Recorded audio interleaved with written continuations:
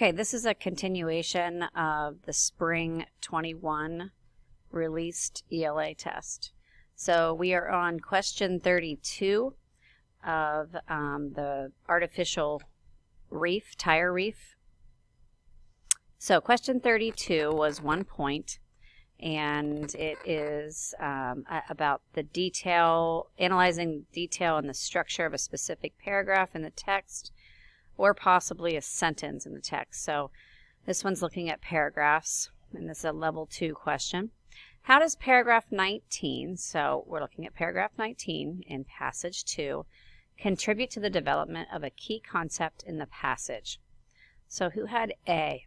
By explaining how actions today can affect the future. B, by explaining the steps necessary for ecosystem maintenance. C, by showing how the Girl Scouts made a difference in the girls' lives. Or D, by showing how parents and educators can work together to achieve a common goal.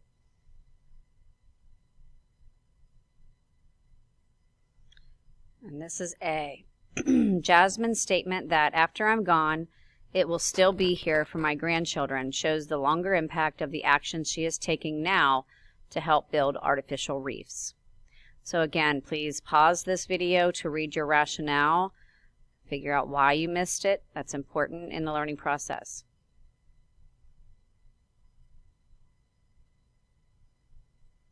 Question 33 is a 2-pointer.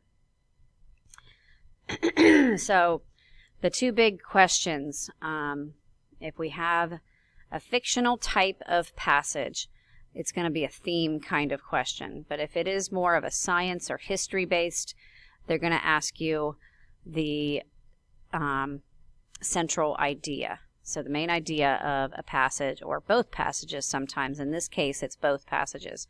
So you're looking for a shared central idea in both passages. So you have to figure out what are both passages' main ideas. So let's look at what kind of question this is. So this is analyzing informational text development to determine a central idea. So that's reading informational 8.2, and theme, coincidentally, is reading literature 8.2.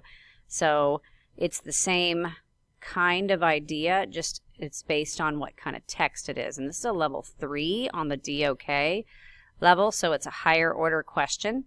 So, and that's because it's looking at shared ideas. So we have to read both passages and decide what's a shared central idea in both passages. So, who had A? Good intentions are the key to fixing marine ecosystems. B, local reef projects are more effective than state-run projects. C, failed attempts at fixing marine ecosystems are extremely expensive. Or D, many people are working hard to help marine ecosystems with artificial reef projects. So, again, you have to have A in order to get any points for B. So let's look at the answer for that one, and then we'll scroll to the B and see how we did here. So I don't want to go too far. Okay, so this one is D. And the only information they give you is this is the central idea for both passages. So let's scroll back up and see what D said. D was, many people are working hard to help marine ecosystems with artificial reef projects. So looking at the rationale for those. So if you had A, this is incorrect because this idea of good intentions is brought up in both passages. However, good intentions in passage 1 were not sufficient in fixing reefs. If you had B, while this may be a conclusion drawn after reading both passages, it's not a central idea of either passage. Passage 1 addresses a reef project that was unsuccessful, and passage 2 describes one that was successful, but neither makes a comment on the effectiveness of state-run versus local projects. And if you had C, this is incorrect because this option may be appealing to students who are only looking at passage 1. So passage 1, that's more geared towards only that one. So with that being said, you had to have D. Let's look at the options up here for part B. You had to select a sentence from each passage that supports the central idea identified in Part A. So each means there were 2. So really, this is a tricky thing too. You have to have 2. And if you look, they don't have it, let me see. Yeah, they don't have it by passages. They have it by paragraphs. So you have to really be careful on the selection of these. So you had, 6 choices here? So 1 from the first 3 and 1 from the last 3, because these ones are in paragraph or passage 2, and these ones are in passage 1. So you have to be very careful on the wording of these, because that's tricky. Each passage means you have to have 1 for each passage, and there were 2 passages. That's a total of 2. So let's scroll down and see what those answers are.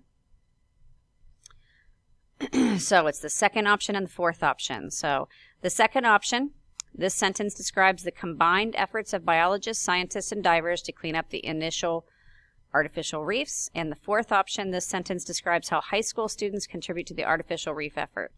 So I'll pause here on the screen. You can pause and read your rationale, and then pause here for the bottom part.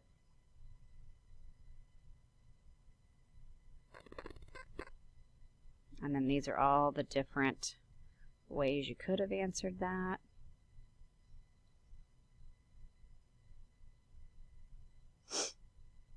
Lots of ways that you could have answered that, but good Lord.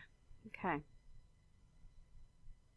They give you every single scenario of how you could answer it. So, all right. So this is the question for the essay that in 21 students had to write about, should people build artificial reefs?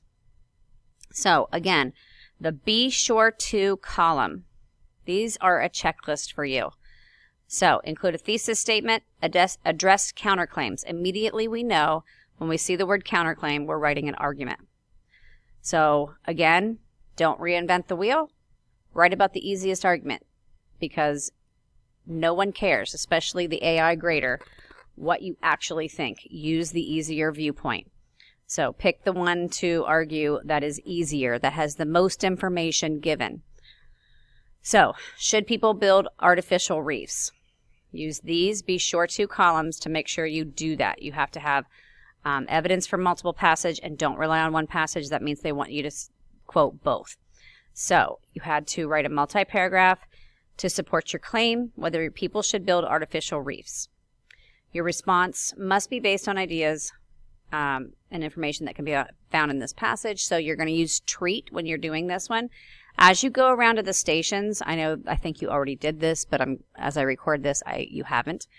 As you go around to the stations, you're reading to use the argument rubric that I've passed out from the state, and make sure that there are 6 paragraphs, basically. You've got a thesis statement, you address the counterclaim, you've got your body paragraphs, and you have quoted from both passages, okay? So again, don't reinvent the wheel. Make sure that you, when you are actually writing an essay, that you use the easier viewpoint, because it doesn't really matter what you think. It's a matter of, can you argue that point? So if you have not already reviewed those passages, you can do that now. So at the end of this as well, you have the rubric for the argument, and there's a 4-point column for purpose, focus, and organization, and you all should have a copy of this already. There's a 4-point column for evidence and elaboration, and then there's the conventions, which starts at 2, level 2, because it's only half the points. So make sure you're looking at the bullet points in the 4 column to see where they fit, or a 2 column for the conventions. Okay, so these are your stations that go around the room, and these are how every student was scored. So if you should have a copy of this already on Classroom, and you should be able to see how every single essay that you already reviewed was scored.